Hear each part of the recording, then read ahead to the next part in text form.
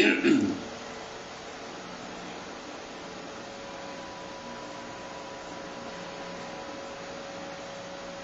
na po, narito na po tayo sa ating pagpapatuloy.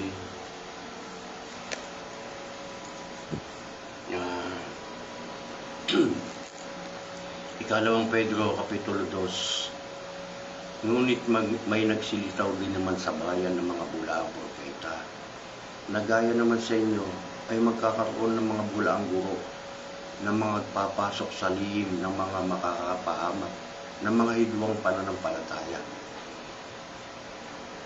At itatatwa pati ang Panginoon na bumili sa kanila. At mga tataglay sa kanilang sarili ng madaling pagkapahamak, na dahil sa kanila ay pagsasalitaan ng masama ang daan ng katotohanan. At sa kasakiman sa mga pakunwaring salita ay ipangangalakal kayo, na ang kahatulan nga sa kanila mula ng una ay hindi nagluluwat, at ang kanilang kapahamakan ay hindi nagugupiling, sapagkat kung ang Diyos ay hindi nagpatawad sa mga anghel ng mga kasala ang mga yaon, kundi sila ibinulid sa impyerno, na kinulong sa mga hukay ng kadiliman upang ilaan sa paghuhukom, datapwat iningatan si Noe na tagapangaral ng katwiran, nakasama ng 7 iba pa. Noong dali ng pagkagunaw sa sanlibutan ng masama, na kanyang pinarusahan ng pagkalipol ang mga bayan ng Sodoma at Gomora, na pinaging abot nang maging halimbawa sa mga magsisipamuhay na masama, at iniligtas ang matuwid na silot na lubhang nahapis sa mahalay na pamumuhay ng masasama, sapagkat ang matuwid na ito na nakikipamayang kasama nila ay lubhang nahapis araw-araw ang kanyang matuwid na kaluluwa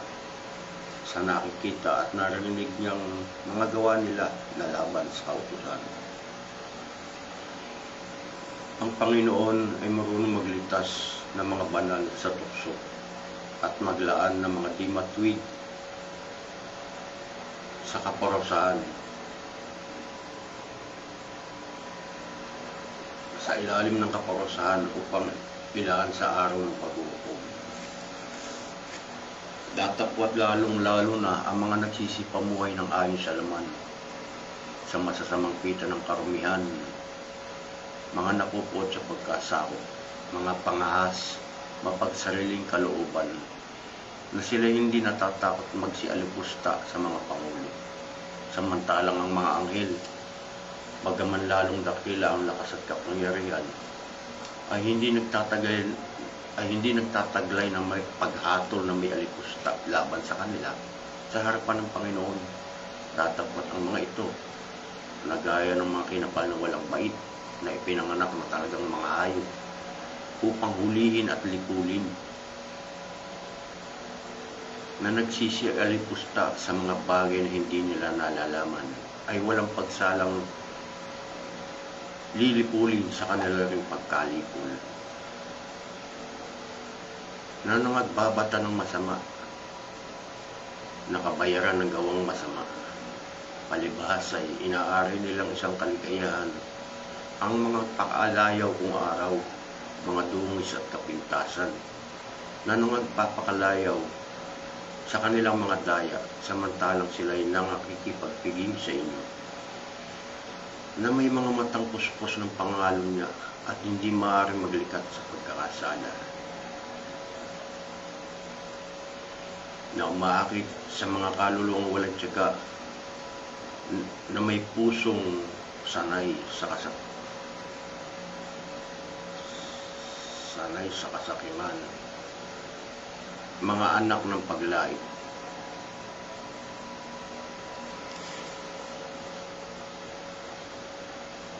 na pagkaalis nila sa daang matuwid ay nangaligaw sila, palibhas ay nagsisunod sa daan ni Balaam na anak ni Beor, na nag-ibig ng kabayaran ng gawang masama, Datapot siya sinasaway dahil sa kanyang sariling pagsalansang. At isang aso ng pipi ay nangusap ng tinig ng tao at pinigil ang kaululan ng propeta. Ang mga ito ay mga bukal na walang tubig, mga ulap na tinatangay ng unos, na sila itinaan sa kapusikitan ng kadiliman, na sa pagsasalita ng mga kapaluluan na walang kabuluhan, ay umaakit sila sa masasamang pita ng laman sa pamamagitan ng kalibugan.